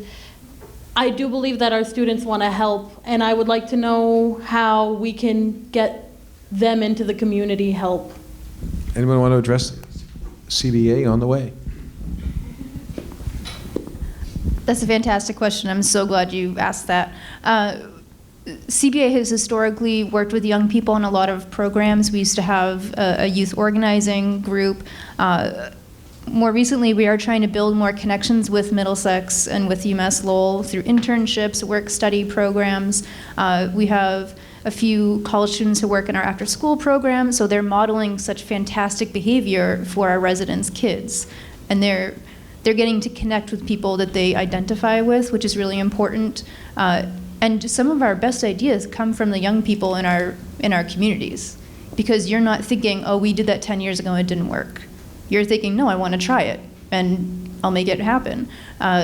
So we're really trying to connect with people like yourself that are interested in coming to things like this and have fantastic ideas. We're going to do, I think a few UML students are going to help us with some history of CBA projects, so they'll learn more about the organization and about community organizing as it's gone on in history. We're looking to launch a teen program in the fall, which will be for, I would say, high school and up. It's a mentorship program of sorts. But if you have ideas, again, tell us, because you know what is best for you, and you know what you can offer these organizations better than we do. So if you come to us with an idea, we'll make it happen. And we don't want to go to you and come up with, we have this great idea, you should do it. The ideas should come from the people that want to do it. Yeah. Yeah, just to add on to that, we've done the same thing as well in terms of connecting with the colleges to get volunteers and students being at the CMAA. And we think it's really nice in a way that, you know, you guys are young, you have all the knowledge of, you know, technology and things like that, and a lot of the people that need our services are older.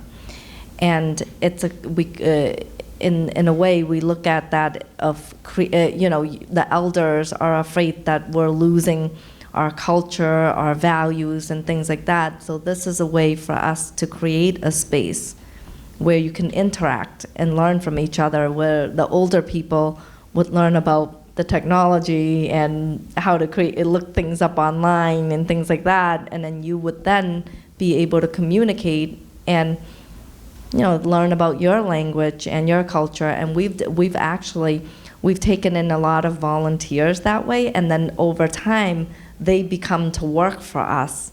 You know, whether they work for us or not, it's like it's a way for them to connect with other people that come in and out, and build relationship with people.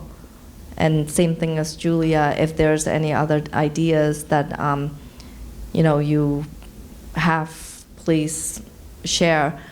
And I don't know if this is going to answer your question in terms of like the fear and mobilizing and things like that. You know, we talked about events like this and being able to share and talk to each other.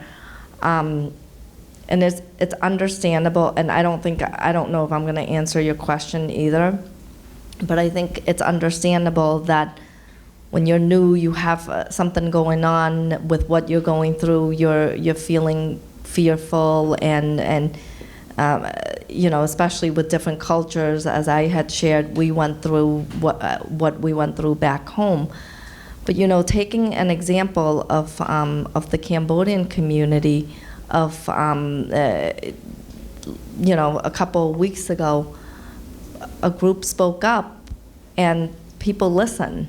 So I think by talking to each other and being able to, you know, to see that, and seeing that, you know, in events like this, you could speak up, and then there, you know, there is an impact, there is a result, you know, and maybe it might, you know, I don't know in future issues, it positive or negative or whatever, but at least we can learn from that. So I don't know if that answers your questions, but I think, you know, we're in a community where we can all learn from each other, and we've, you know, different groups have gone through kind of the same situation. So I think it's important that we reach out to each other and we share, and we're open and ask questions of, like, you know, when your group came, how did you overcome these things? And I don't know if that answers your question. That's great. Hold on, wait a minute, I got to speaking. Well, I'm going to keep to the order, though. So, this lady here? Yes, please. Hi, so I'm Stacy. I'm from UMass Amherst, so go UMass. So I want to piggyback from the Portuguese lady over there, and she was talking about numbers, and I agree because, you know, people don't really talk about immigrants, and like they think we come here and we like take their jobs. I know you guys don't think this, obviously, but like they think we come here, we take their jobs, and I actually wrote my thesis on this, but like immigrants really contribute to the economy, and we do jobs that people don't really want to do, you know, so like we're not taking your jobs, we're just doing the really bad jobs. And what my mom said, and what, I forgot what your name is? Christoph. So you were talking about how like people are kind of scared that immigrants are taking like politician positions, and I was just like wondering why. Like I don't know, maybe it's like ignorance, I don't know, but like you know, I probably already know the answer, but can you just talk about that more? No, you said it nicely. Yeah, you just said it, the ignorance factor. That's it. Okay, cool. Yeah, you answered the question nicely. Thank you. Karonika, then to Donna, and then to Ellen, and then back to, yeah, okay. Hold on, Karonika first. Yeah, and then yeah, Karonika. Do I have to stand? And then upstairs, who's upstairs? Hold on, okay, we're going to get upstairs in a minute. Karonika? Okay, all right. Hi, so it's not really a question that I have. It's more of a comment based on Bopha. I was going to bring it up, but Bopha kind of touched upon it, based on what Professor Strobel was saying about the activism and how like that changes things. And I just wanted to go back a couple weeks ago about how the Cambodian community came together to prevent, not really prevent, but just to come together to show opposition against a really strong, you know, things that are going back in things that are going on in Cambodia politically, and the corruption and all that stuff. And there's just really, it was really intense, and it was really amazing to see. And I wish I was there, but just I was really proud of the community, Cambodian community that came together to voice their opinions. And on Hun Sen's, the Prime Minister of Cambodia, his son was supposed to visit, and he was supposed to present Lowell with the statue of King Jayavarman II, who built Angkor Wat, and you know all that stuff. And because the Cambodian community came together at a Lowell City Council meeting, and you know voiced their opinions, you know the Lowell City Council just, you know, they said, you know, we're not going to receive him, we're not going to accept his gift. You know, that was just amazing just to hear about. And but yeah, so like. Back to you know, like the fear of you know, communities and stuff. As long as you know you have, as long as you have that, you know, passion and that, you know, for change, you know, I think people can come together and do anything. So I'm sorry, I'm getting emotional. No, that's great. Thank you, Karonika. You know what? Let's stay on the first floor before we go up. Donna had a question, and then that gentleman had a question, and then we're going to go upstairs. Actually, it built on some of the things that are being said, particularly about what students can do. At least at Middlesex, we are having on April 29th and 30th an interdisciplinary weekend on Southeast Asia. We're having the Acre dance troupe on Friday, which will be open to the public. There'll be advertisements about that. Tim, the director, will be speaking, and the Acre dance troupe will be performing as well.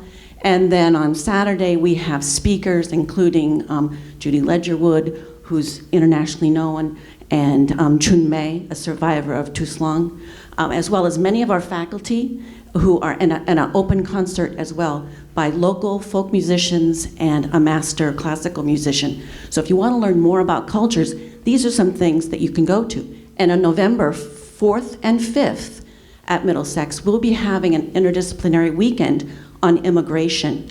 And so that's something that we'll be putting out. So if you're interested in those kinds of things, we put on lots of events that students can come to for free or for very low cost and get credit for. That's great. And they're open to the public as well. That's great. The gentleman right there? And then Catherine, we're going to get to you. Thank you so much. My name is Suishan. I go to Middlesex Community College. I want to ask a question that because I am an international student. I also know there are a lot of Chinese international students at UMass Lowell. So the thing I want to ask is that how the community can motivate or to help, like let those international students get involved with this community, because all of those international students, they want to immigrate here, because like the process of getting a green card for us is kind of long. It usually take like 10 years. But we still want to stay here. So most of the Chinese students, they consider themselves are just Chinese. They don't think they are American at all. So for me, I still want to stay here, and I want to do something with like local people in Lowell. I want to do some effort here. So can our organization or the community do anything for those students? That's my question. Thank you. Anyone want to address this one? That's a tough one here. Here we go. But we will help. So we have to figure this out. We have a provost here. Yes, we'll get right on that. No, but seriously, this is a challenge. How do we engage so many levels, and when we often don't even have the resources to do it? So we have to figure that one out. Seriously.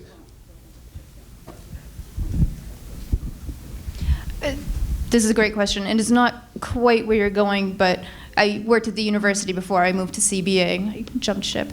And a very popular program they've started is setting up faculty and staff members with international students for holidays. So my coworker invited, I think, a Chinese student to come to her Thanksgiving meal. So this young woman got to come to Chelmsford and have Thanksgiving and see a real Irish-American Thanksgiving in all of its glory. And I think she made some connections, and she started to volunteer with some of the people that she met that day. So I think it's getting students off of campus is really important, getting more exposed to the rest of the community. And there's some really great opportunities. It's just making the connections to the right thing. Because if you're just going to volunteer somewhere, you want it to be something you're interested in, not that you're just signed up by the International Student Office to go do this thing. So it's finding what people are specifically interested in so that you can be passionate about what you're doing off of campus. So, you want to address this too? Yeah. There is one of the oral histories I collected a while back was a fellow, a Vietnamese student who was very much in your position, and he started the Vietnamese Student Association. I think it was in the early 1980s. I think it is still in existence today. It is probably the most award-winning student club in the history of UMass Lowell. They do a fantastic Vietnamese New Year celebration. I challenge you to do the same at Middlesex. The provost is right here, right over there, asking for money.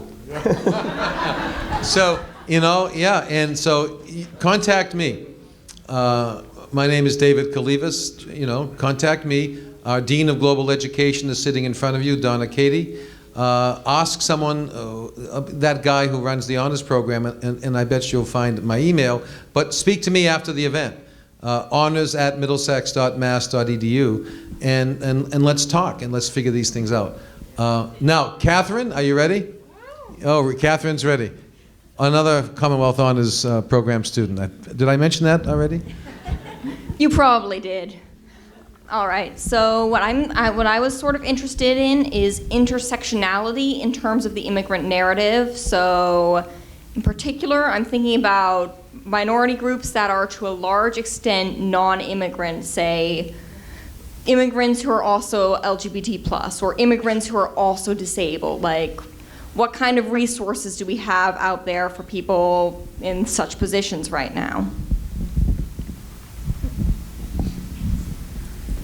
That's another really good question. You're asking all the questions that we all need to be thinking about, so this is so helpful.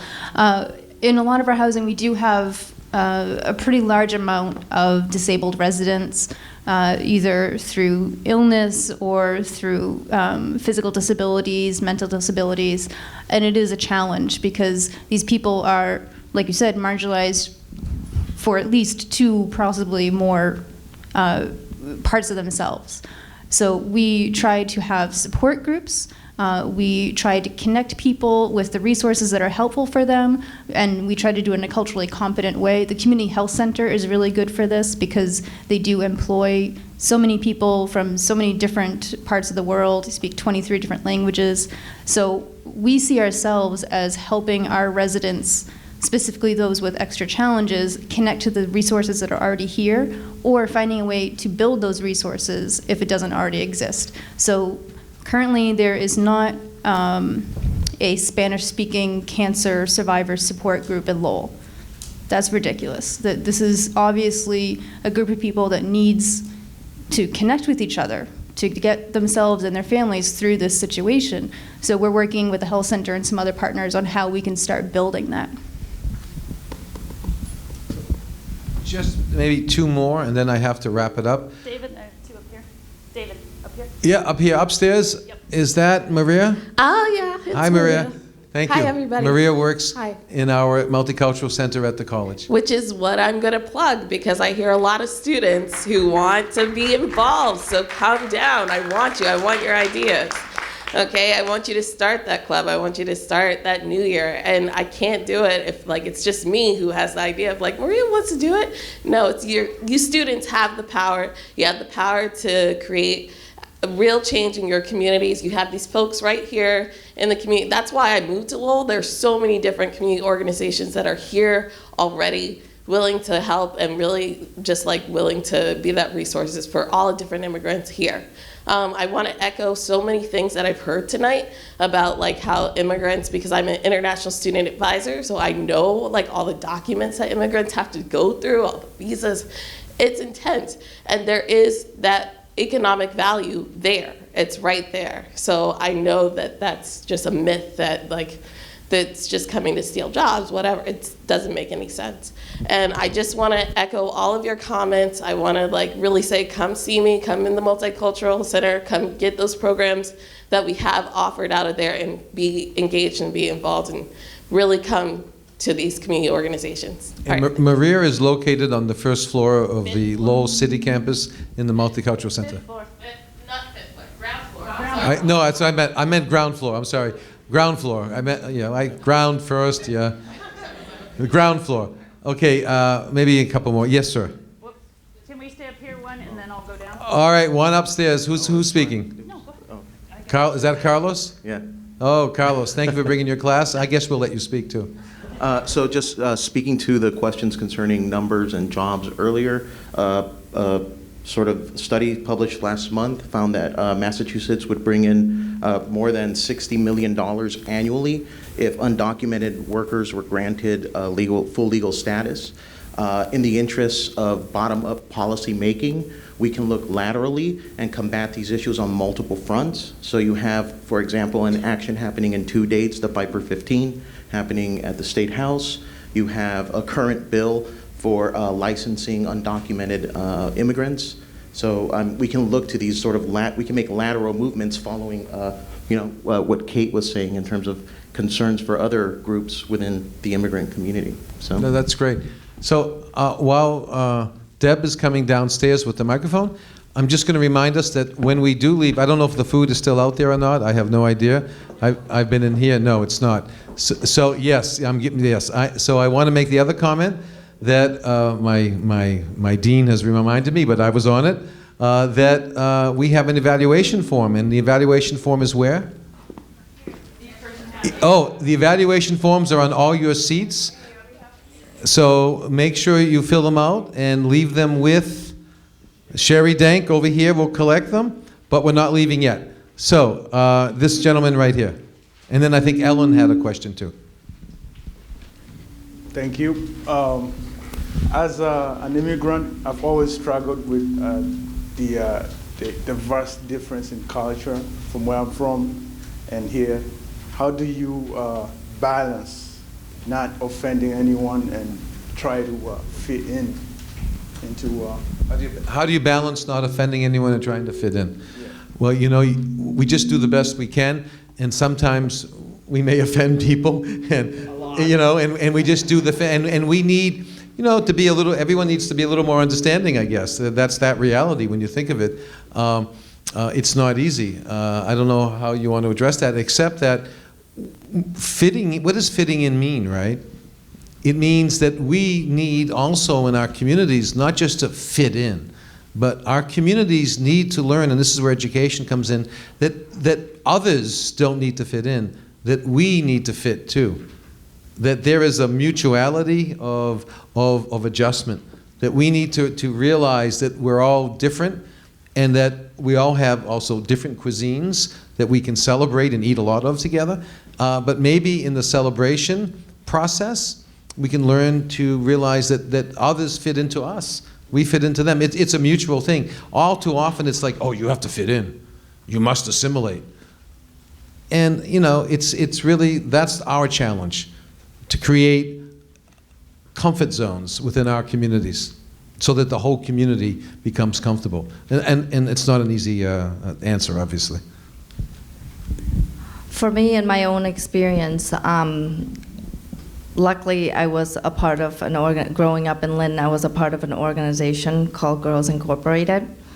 So with that program, it allowed me to be in a space with people that are like myself and different from myself, and it create a safe space where we can talk about things, and it had ground rules of that, you know, it's okay to ask these questions, and these questions might hurt you, but at the same time, as long as we're learning and we're collaborating and we're working together to help each other. So I don't really have I think finding organizations or having organizations or schools create space like that it's safe, and at the same time within my relationship with my parents. Because in the Khmer language, when you talk to older people, there's a certain way that you're supposed to talk, not the way that you would talk to your peers.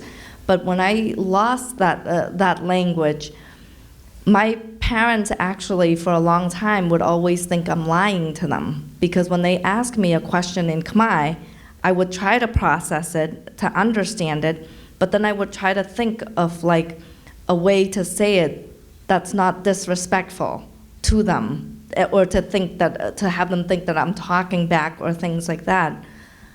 So initially our relationship wasn't good because I couldn't respond to them fast enough, which they then think that I'm thinking of a lie. In reality, I was not. So, but to have Girls Inc. as a safe space to share that with them and say, this is what I'm struggling with. I don't know what to do. I don't know how to tell my parents that I'm a good person and this is what I do, and I don't go out and do all these other stuff, you know. So to have a third person who is also like you, who's older, who knows the language and can advocate for you and say, this is what your kid is doing, and I think it's important, you know, to share that, to be open about what you're struggling with people, and then find ways to help each other. And in my experience, that's what I did, and it was very, very helpful for me, because when people at Girls Inc. helped me, or they were communicating for me and say, this is what, you know, these are the things that she's doing, her grades are well, you know, my parents started to trust me and started to say, okay, well, you know, it's not that she, you know, and we had a better relationship.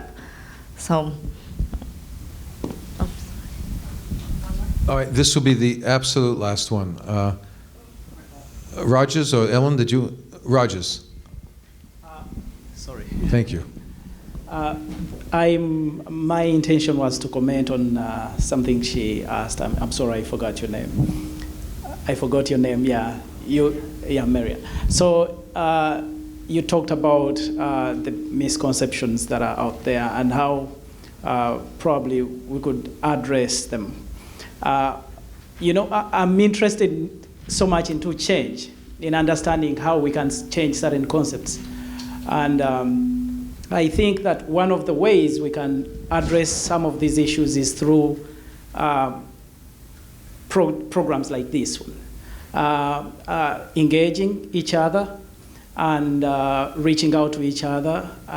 But we also have, if we can first work on community engagement, then as long as we have ways we can disseminate information through on different levels, based on how best we can find alternatives or options to do that, then we can reach out to the representatives who are engaged in the policy process to help us maybe articulate more on these things from up there. Because when you have policymakers or politicians who are a little less informed about some of these issues, it creates a problem, and then they can capitalize on that to cause more tensions among people. So that's what I wanted. So we really are running out, but Ellen has been trying, and I think Ellen will have to be the last one because it's after 8 and we have some limitations on space. But do we have a little more time? Oh, we have a little wiggle room. Okay, don't go away. All right, go ahead, Ellen. You're on. Just very quickly, I'm so moved by the great conversation that we've been having here and hearing your stories and getting these different perspectives, and the questions that have arisen is exactly what I was hoping would happen this evening. It is, as David said at the beginning, a starting point. And one of the reasons for this event was to start the conversation that we hope to continue back at the college, through our courses. Thank you to all the faculty that are here tonight. There are going to be opportunities to begin to explore ways that we can incorporate more of this dialogue into our courses so that we can engage in the facts and in such a way that we can create that safe space to have these kinds of conversations. So I hope that everyone here will contribute in some way to that effort as we move forward. So thank you so much. Thank you. Yes, sir. And any other questions? Because I think we'll make this the last one. Notice how I keep saying absolutely, absolutely. Okay, I'm not saying absolutely, but you're it. Go ahead. My name is Alon, and I go to Middlesex, and I am an immigrant. My parents originally came from Israel, and prior to that, the Soviet Union. And I've noticed that through the course of history, the Dutch, the Persians, the Mongols, how they became such economic powerhouses was through tolerance. And I've noticed that growing up here, at least at the elementary school level, because you were talking about educating the elders, and I was thinking more about the youth, the younger, because through elementary school, the big history, all we learn about is US history, which is very important. However, until the later years of high school, there was nothing on Europe, there was nothing on Asia, nothing at all. And so, and at that point, it was also elective courses as opposed to important courses. And I was wondering what you or we can do in order to increase elementary education for that. So I didn't pay him, really. I didn't pay him, but yeah, he sounds like a plant, you said. No, but make sure you give him more money later. No, the point that he's making is so important. I mean, we need to teach about the world around us. And that's the history of the world. That's about the cultures of the world, about how they all interacted. And we need to start, we need to do it at the elementary level, obviously, the K through 12. We need to do it at the higher ed level.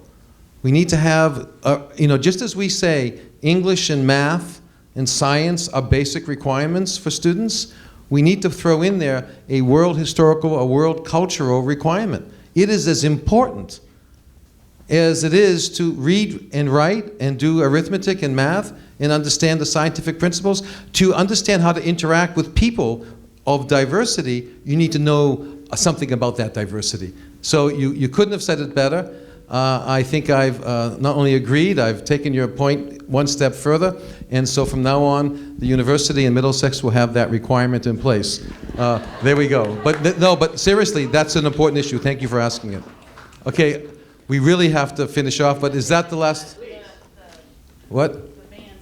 Okay, the van's going to leave. We have to close down. So listen, I want to thank everybody for your participation. It was wonderful. And thank you to the panelists. Thank you very, very much.